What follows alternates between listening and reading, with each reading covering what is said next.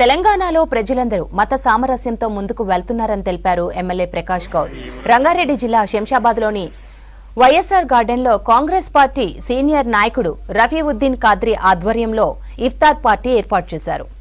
ఈ కార్యక్రమంలో ముఖ్య అతిథిగా ఎమ్మెల్యే ప్రకాష్, స్థానిక ప్రజాప్రతినిధులు పాల్గొన్నారు. రంజాన్, ఉగాది పండుగలను ప్రజలు శాంతియుత వాతావరణంలో జరుపుకోవాలని సూచించారు ఎమ్మెల్యే ప్రకాష్ గౌడ్.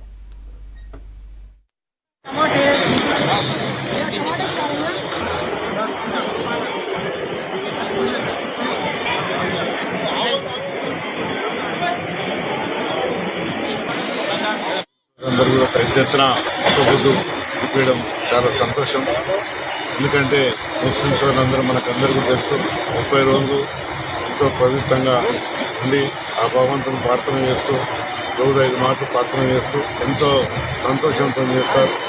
ముస్లిం సోదరులందరూ కూడా హిందూ ముస్లిం అనుకుంటూ నేను చూసుకున్నప్పుడు 25 రోజులు అని ఎక్కడ కూడా రోజు కూడా పిలిపించి అందరినీ కులం మతం లేకుండా అందరినీ పిలిపించి ఎంతో హార్దంగా